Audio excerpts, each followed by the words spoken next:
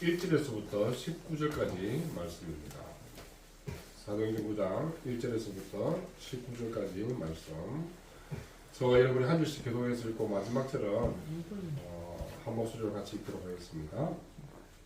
사울이 주의 제자들에 대하여 여전히 위협과 살기가 등장하여 대제사장에게 가서 다메섹 여러 배당에 가져갈 금을 청하니 이는 만일 그 도를 따르는 사람을 만나면 남녀를 막론하고 결박하여 예루살렘으로 잡아오려 합니다.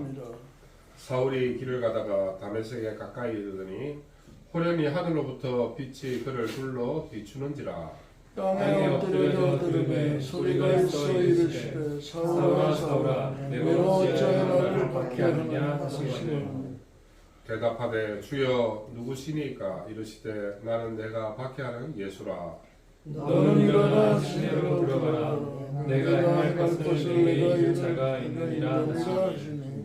같이 가던 사람들은 소리만 듣고 아무도 보지 못하여 말을 못하고 서 있더라.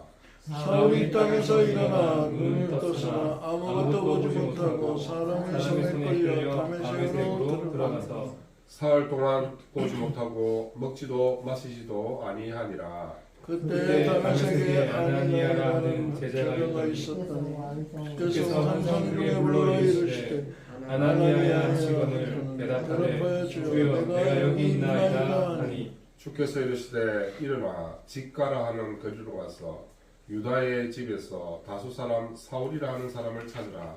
그가 기도하는 중이니라. 그가 아나니아라 하는 사람이 들어와서 자기에게 안수하여 다시 보게 하는 것을 보았느니라 하시거늘. 아나니아가 대답하되 주여 이 사람에 대하여 내가 여러 사람에게 듣사온즉 그가 예루살렘에서 주의 성도에게 적지 않은 해를 끼쳤다 하더니 여기서도 주의 이름을 부르는 모든 사람을 결박할 권한을 내 제사장들에게서 받았나이다 하니. 주께서 이르시되 가라. 이 사람은 내 이름을 이방인과 임금들과 이스라엘 자손들에게 전하기 위하여 택한 나의 그릇이라.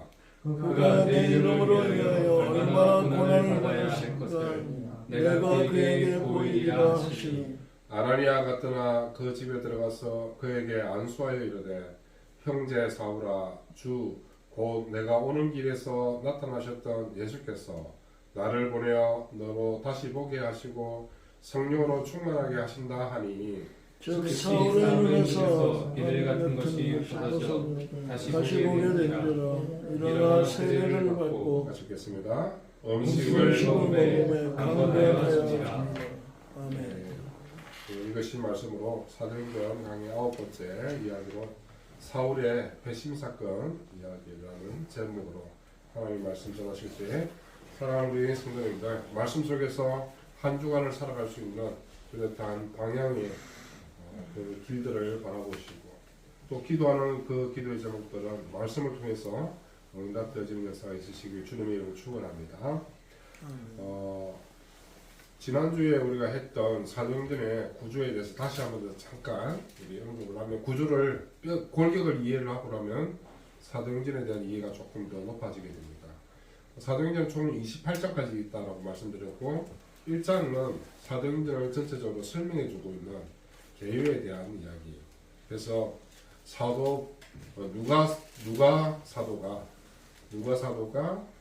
데오빌로라는 사람에게 썼던 편지에 대한 그 소개에 대한 글들이 1장에 나타나 있고 사도행전은 크게 두 명의 인물을 중심으로 이렇게 바라보게 된다라는 것이고 그 인물에 대한 것이 8장까지가 사도 베드로에 대한 베드로를 중심으로 하는 이야기고 그다음에 9장부터 마지막 28장까지는 사도 바울에 대한 중심된 이야기로 이 사도행전은 신약 속에서 어떻게 하나님의 나라가 이 역사 가운데서 확정되어져 갔는가에 대한 역사적인 기록을 기록하고 있다라고 이렇게 말씀을 드렸습니다. 그래서 8장을 두부 자르듯이 딱 자라가지고 그 앞에는 베드로, 그 뒤로는 바울이구나 생각하시는데 베드로와 바울을 연결하는 그 중간 지점에 누가 있냐면은 스데반 집사의 순교 사건이 있다라는 것이 이 사도행전의 큰 구조와 골격에 대한 내용이라고 말씀드릴 수가 있습니다. 그러고 나서 제가 지난주에 구속사를 이해하기 위해서는 가위표 X자에 대한 이해가 필요한데 이 내용을 그 X자가 만나는 지점에 예수 그리스도가 이 중심에 있다라는 것에 대해서 설명을 드렸는데 제가 여러분들에게 나눠드렸던 제 책에 보면 이런 표가 있어요.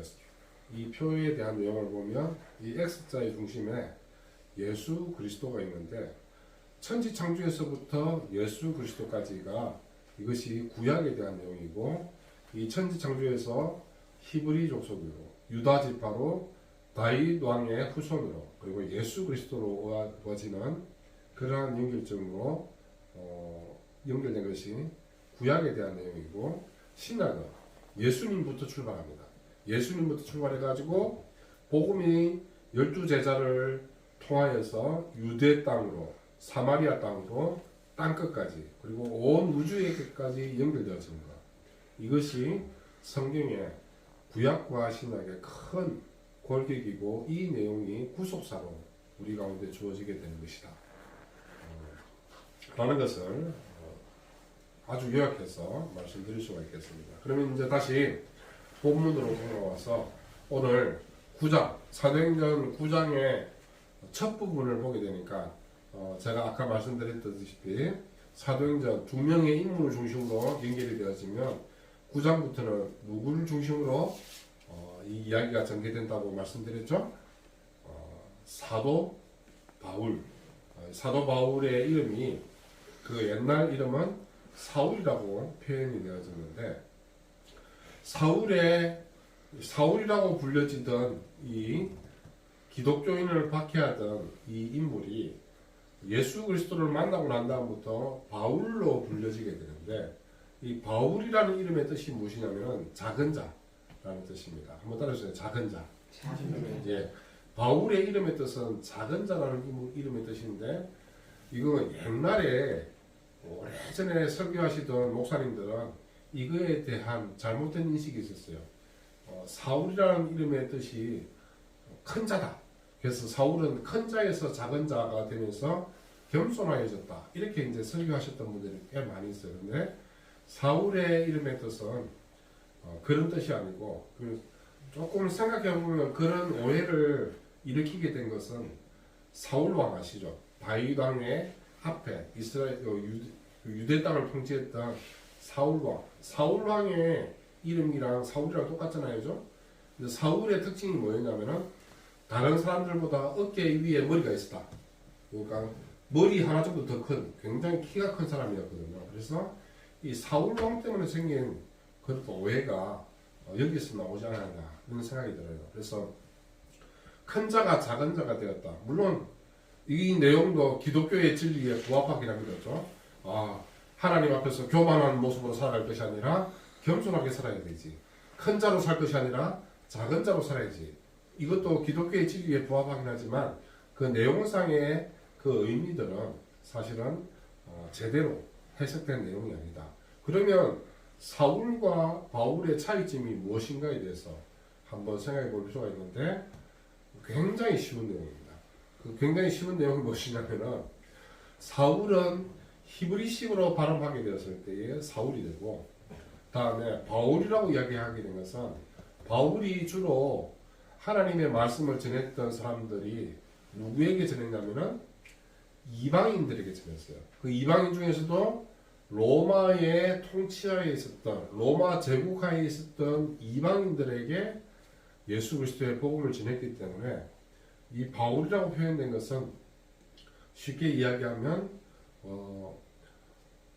사울의 로마식 발음이 바울이다. 이렇게 이해하시는 것이 정확합니다. 여러분 제 이름이 뭐죠? 제 이름은 오주민입니다. 오주민. 제 이름이 한자로 오나라 오자에 주인 주자에 백성민자인데 제가 예전에 중국에 갔을 때 내 이 한자 제 이름의 한자를 보여주면서 이것을 중국어로 어떻게 읽느냐 제가 물어봤거든요. 그러니까 그 중국 사람이 저한테 뭐라고 그러는지 아세요? 우주민?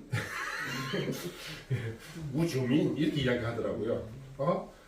제 이름은 오주민인데 중국에서 발음할 때는 우주민이구나. 여러분 이거랑 똑같다 생각하시면 돼요.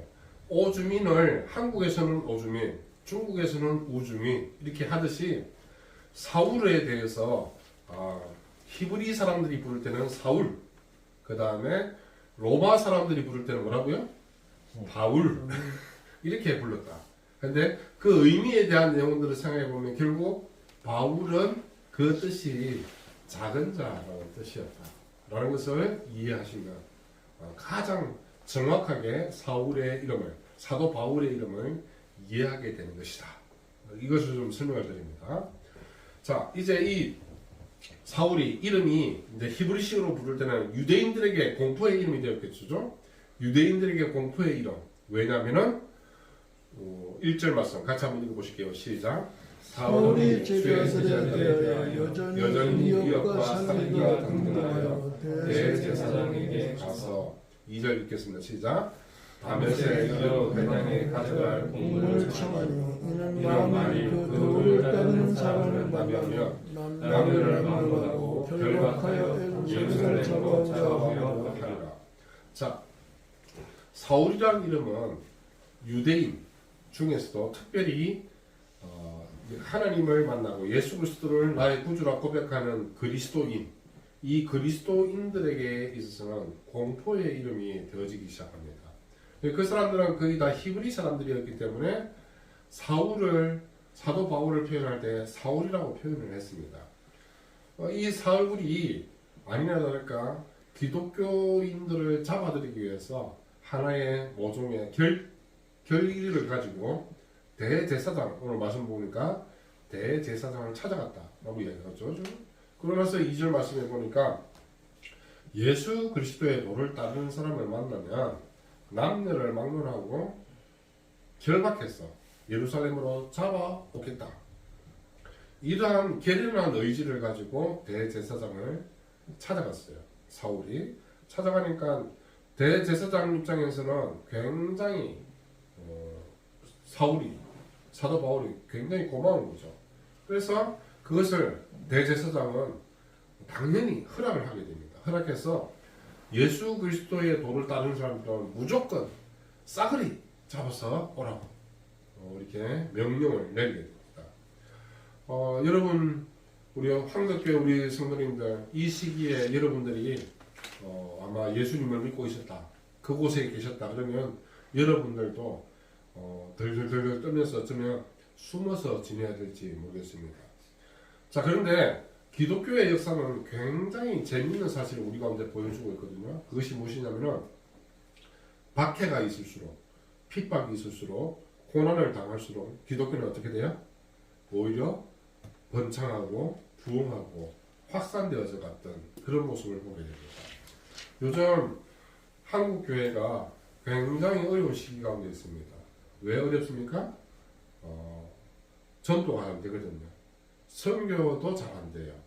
교회의 부흥은 코로나가 끝나고 나면 다시 사람들이 교회로 몰려갈 줄 알았는데 코로나가 끝났음에도 불구하고 사람들이 예전만큼 교회로 몰려오지 못하고 있어요. 그래서 한국 교회는 굉장히 어려운 가운데 있는데 그 어려움이 우리 가운데 직접적으로 오게 된 원인이 무엇일까라고 생각하게 됐을 때 이것은 제 개인적인 소견입니다. 제 개인적인 소견은 뭐냐면은 한국 교회가 너무 오랫동안 풍요로운 신학을 추구를 했던 것 같아요. 겸손하여 낮아지고 세상을 향해서 십자가를 지지 못하는 그러한 현실 가운데 교회가 오랫동안 처해지게 되었고, 그리고 교회 가운데에 막 풍요로운 물질들이 넘쳐나게 되면서 오히려 만몬을 숭배하게 되는 그런 일들로 말미암아 교회는 어려운 가운데 빠지게 되었지 않았을까 이렇게 생각합니다. 그렇다고 해서 여러분 낙망하지 마십시오. 좌절하지 마십시오. 교회는 어려워졌다고 해서 끝난 것이 아닙니다. 왜 끝난 것이 아니냐면 이제 제가 봤을 때에 제가 목사로 있는 그 시간 앞으로 뭐 한 30년, 20년 그 시기가 되겠죠. 이 시기 동안에 교회는 크게 부흥하지 않을 거라고 봐요. 다시 조금 계속해서 어려운 가운데 점점 빠져들지 않을까 싶은데, 왜냐하면 교회 가운데에 젊은 사람들이 다 떠나고 있어요. 없어요. 그다음에 교회 학교가 막 웅성웅성 돼야 10년 뒤에 20년 뒤에 교회가 막 넘쳐나게 될 건데 지금은 교회 학교도 텅텅 비어가고 있어요. 그래서 특별한 이변이 없는 한 앞으로 20년에서 30년 동안 한국 교회는 계속해서 어려운 가운데 빠져들게 될 것입니다. 그런데 일정한 시간이 지나고 나면 교회는 그 어려움 속에서 다시 새싹을 틔우고 새로운 모습으로 하나님 앞에 서게 될 것인데 왜 그럴까요? 왜 그러냐면은 예수 그리스도로 말미암는 하나님의 나라가 교회를 통해서 이루어지기 때문에 일정한 시간이 지나고 난 다음에 다시 교회는 새로운 꿈을 펼칠 그 시기가 오게 될 것이다. 그 시기가 아쉽게도 우리 세대에는 일어나지 않을 것이다. 지난주에 여러분 뉴스를 좀 보신 분은 아시겠지만 조엘 오스틴이라고 미국에서 굉장히 유명한 교회입니다. 너무너무 유명한 교회입니다. 레이크우드 교회라고요. 이 교회에서 총기 난사 사건이 있었어요. 교회 가운데 총기 난사 사건. 미국의 총기 난사 사건이 워낙 자주 다발적으로 일어나니까 큰 일이 아닌 것처럼 여겨질지 모르겠지만 이제는 교회, 그 유명한 교회, 그 한복판에서 총기 난사 사건이 일어나는 그 사건이 일어나는 것을 우리 눈으로 보게 되는 것이죠. 결국 이러한 것을 보게 될 때에 교회의 모습이 다시 하나님 앞에서 새로운 모습으로 서야 되는 그러한 마음가짐을 다시 우리가 가질 때가 되었다. 그래서 지금부터 한국교회는 조금 더 겸손한 모습으로 주님 앞에 설 필요가 있다라는 것이죠. 이 겸손함으로 낮아지게 되면 하나님이 찾아오시게 되는데 오늘 말씀 속에서도 마찬가지입니다. 사도 바울이 이름이 사울로 불려질 때 히브리 사람들에 의해서 사울로 불려지게 될 때에 그의 교만이 가장 크게 달했을 때 하나님께서 그를 치십니다. 어떻게 치는지 3절 같이 한번 읽어보시겠습니다. 시작. 사울이 길을 가다가 다메섹에 가까이 이르더니 호련히 하늘로부터 빛이 그를 눌러 비추니라. 그리고 4절 읽겠습니다. 땅에 엎드려 들으며 소리가 있어 이르시되 사울아 내가 어찌하여 나를 박해하느냐 하시더라. 이제 사도 바울은 대제사장의 권위를 등에 입었어요. 어떻게 해요? 대제사장에게 기독교인을 박해할 수 있는 권한을 위임받았잖아요. 엄청난 권세를 대제사장에게 위임받았다. 그 권세를 등에 업고 이제 다메섹에 있는 기독교인들부터 잡으러 가야 되겠다 해서 다메섹으로 가고 있었는데 호련히 하늘로부터 빛이 그를 둘러서 비추었다 이야기합니다. 여러분 하나님께서 이 모든 일들 가운데 그 어려움이 극한 가운데로 가게 되면 사람의 힘으로서 해결이 안 될 때는 누가 직접 개입하시냐면은 하나님께서 직접 개입하십니다. 기독교인들이 박해 가운데 있게 되었을 때 아무것도 하지 못할 때에 그 어려운 가운데서 이제 우리는 무엇을 해야 되나 피하기만 하고 있을 때에 하나님께서 일방적으로 이 현장 가운데 나타나서 사울에게 다가가서 그에게 하나님의 음성을 친히 들려주시는 것이죠. 그리고 이야기합니다. 사울아 사울아 내가 어찌하여 나를 박해하느냐 하는데 이 음성을 누가 들려주시냐면은 5절 같이 한번 읽으시면 그 답이 나옵니다. 5절 같이 읽겠습니다. 시작. 대답하되 주여 누구시니까 이르시되 나는 내가 박해하는 예수라. 자, 누가 이 음성을 들려주셨다고요? 예수님께서 직접 들려주셨어요. 자, 예수님께서 그리스도인이라고 이야기하는 예수 그리스도의 도를 따르는 그 사람들이 핍박받는 그 현장들을 바라보고 승천하신 예수님께서 직접 역사 가운데로 찾아와서 사도 바울을 만나서 그에게 친히 육성을 들려주십니다. 나는 네가 박해하는 예수다 라고 들려주십니다. 그러니까 사도 바울이 이 빛 가운데서 들려주시는 그 예수님의 음성을 듣게 되고 충격적인 그 현장 속에서 신비로운 체험을 이 사울이 하게 된 것을 보게 됩니다. 실제로 우리 뭐 간증의 그 많은 장면들 속에서 이렇게 보게 되는데 다양한 믿음의 역사들이 우리 삶 가운데 일어나는 것을 보게 됩니다. 저는 사실 개인적인 것에 있어서 제가 4대째 신앙이고 저희 아들이 5대째 신앙이거든요. 그래서 제가 이 4대째 신앙을 가지면서 믿음의 대수가 쌓이면 그 특징이 무엇이냐면은 마음이 뜨겁지 않아요. 그런데 우리 최 권사님은 우리 권사님이 처음으로 예수 믿으셨죠? 그죠? 예. 우리 최 권사님처럼 이런 분들은 처음 예수님을 믿게 된 분들은 마음에 불같은 뜨거움이 항상 있어요. 아마 그건 우리 신권사님도 마찬가지일 거고 우리 오집사님, 조집사님도 마찬가지일 거라 생각합니다. 처음 예수님을 인격적으로 체험하면 불같은 뜨거움이 있어요. 근데 저는 몇 대라고요? 4대. 그래서 저희 할머니는 뜨거우셨어요. 저희 정조 할머니도 뜨거우셨어요. 거의 뭐 선교사님들 바라보면서 막 뜨거운 마음에 막 불같은 그런 은혜들의 처음이 있었어요. 저희 아버지는 저희 할머니만큼 뜨거웠던 것 같지는 않아요. 저는요, 저희 아버지에 비해서 아주 냉랭하고 그 모든 성경에 나와 있는 이러한 내용들을 머릿속으로 먼저 생각을 하는 거죠. 머릿속으로 믿기보다는 먼저 생각을 하게 되는 그런 것을 보게 됩니다. 근데 이것이 공통적으로 처음 예수 그리스도를 믿는 특별히 오늘 이 사울이 아무것도 모르고 오히려 기독교를 박해하는 그 현장 가운데서 이런 사람을 확 뒤바꾸려면 어떤 강력한 은혜에 대한 체험이 있어야 된다라는 것을 보게 되는 것이죠. 그래서 하나님은 사도 바울을 찾아가실 때에 강력한 역사하심으로 찾아가서 그의 눈 가운데 밝은 빛으로 눈을 어둡게 만들어버리고 그러고서 아무것도 못하고 그냥 눈이 먼 채 사흘간을 방황하게 만드는 그런 일들을 보여주게 되는 것을 보여주죠. 저는 이것도 좋고 저것도 좋고 미지근한 신앙을 가지고 있다가 제가 은혜 가운데서 큰 체험을 하게 되는데 그 체험이 무엇이냐면은 예전에 제가 언급했죠. 제가 오랫동안 약을 먹고 있었던 병이 있었는데 질병이 있었는데 그 질병이 네팔이라는 곳에서 청소년들에게 설교하다가 갑자기 감동으로 이렇게 확 가고 마음이 있어요. 네, 그때 이후에 그 질병이 치유된 것이 마음으로 이렇게 확 다왔거든요. 그 이후로 제 신앙에 있어서 뜨뜻미지근하던 신앙이 사람이 머리로만 예수 그리스도를 다 아는 것은 아니다 라는 것을 체험하게 된 그 사건이 이때 일어났던 것을 여러분 앞에서 이야기할 수 있게 됩니다.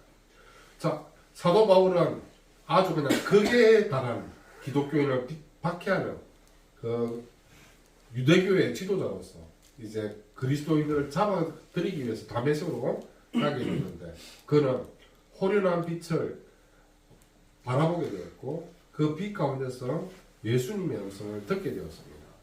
자, 그러면 8절 같이 한번 읽어보시겠습니다. 시작. 사울이 땅에서 일어나 눈은 떴으나 아무것도 보지 못하고 사람의 손에 끌려 밤에서 들어가서 9절 사울이나 보지 못하고 먹지도 마시지도 아니하니라. 우리가 이러한 내용을 이 속에서 보게 됩니다. 사실 사울이 너무 무섭다라고 사울을 두려워하던 사람들이 막 천지에 넘쳤습니다. 사울을 만나면 죽는다라는 기독교인들이 그 두려움 가운데서 사울을 피해 다녀야 된다라고 생각을 했는데 이런 사울도 결국에는 뭐예요? 한 사람의 인간일 뿐이에요. 왜요? 하나님께서 그 사람 가운데 개입하시면 사울은 아무것도 하지 못한다라는 것을 오늘 우리가 읽은 말씀 8절 9절 말씀에서 보게 되는 거잖아요. 하나님께서 친히 사울에게 개입하시면 그는 보지도 못하고 사람 손에 이끌려서 겨우 다니게 되고 아무것도 못하게 되고 그런 불편한 현실 가운데 처하게 된 것을 말씀 속에 보게 된 것이죠. 따라서 우리는 이 말씀을 바라보면서 사랑하는 황덕회 성도님들의 삶의 모습 가운데 있어서도 변하지 않는 사실로 고백할 게 있어요.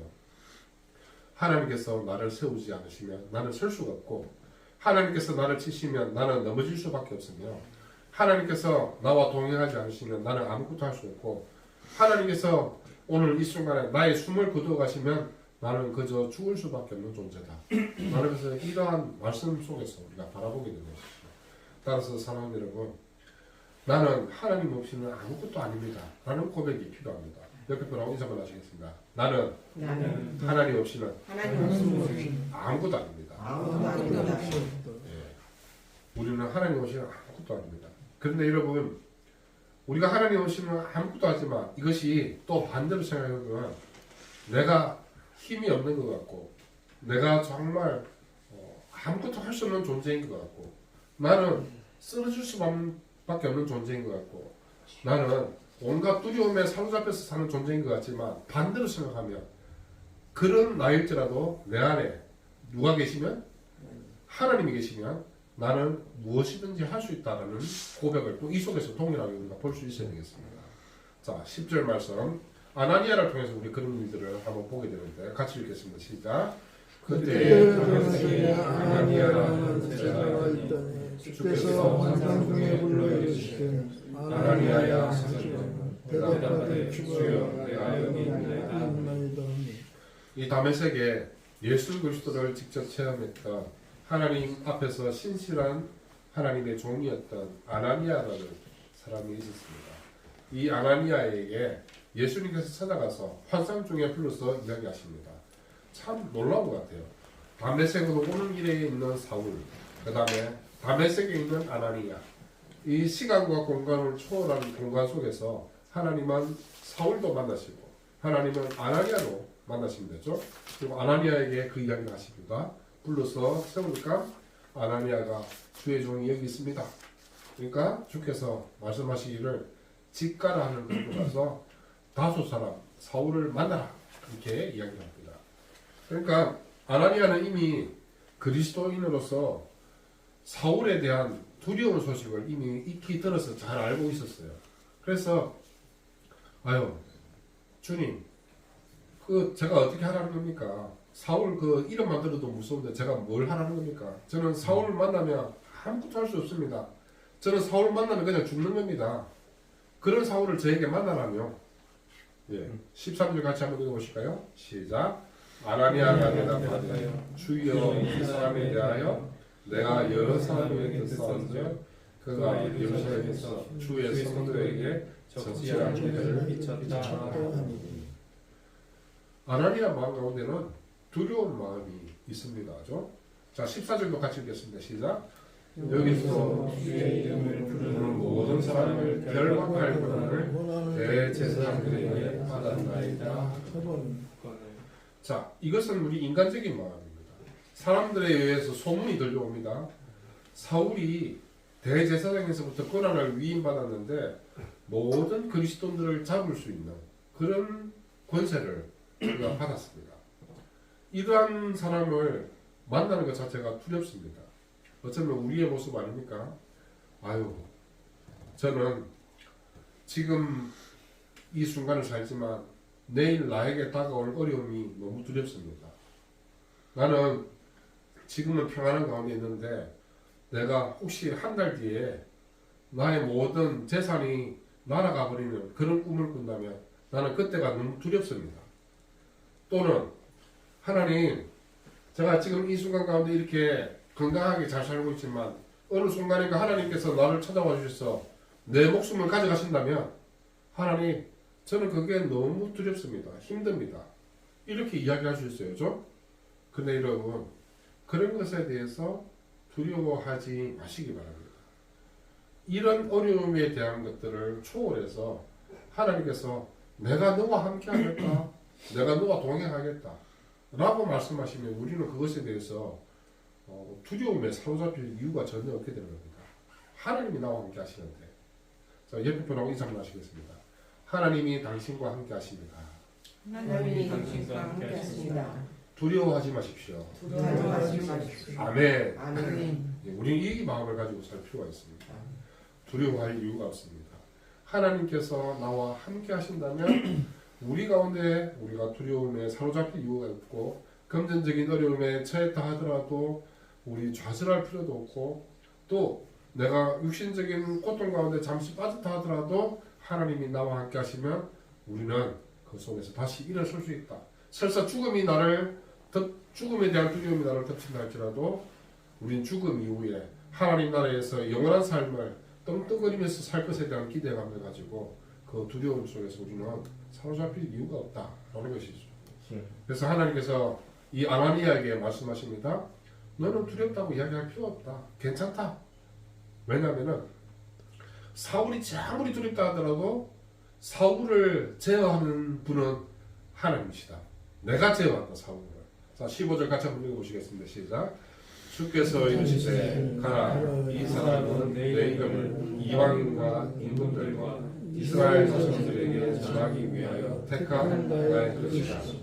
그같이 아무리 두려운 존재로서 대제사장의 권세를 그가 등에 업었다 할지라도 그가 아무런 필요가 없다. 왜냐하면 내가 사울을 택했다. 무엇으로? 이스라엘 자손들에게 여러 이방인들과 임금들에게 하나님의 복음을 전하기 위해서 이미 내가 점찍어놨다. 내가 이미 택한 나의 그릇이다. 라고 내가 선택했는데 네가 그 사람을 두려워할 이유는 없다. 라고 말씀하시는 것이죠. 따라서 우리는 이 속에서 하나의 진리를 다시 한번 보게 됩니다. 온 세상을 다스리는 것은 세상의 권력이 아니라 하나님이 다스린다. 하나님께서 주관하신다.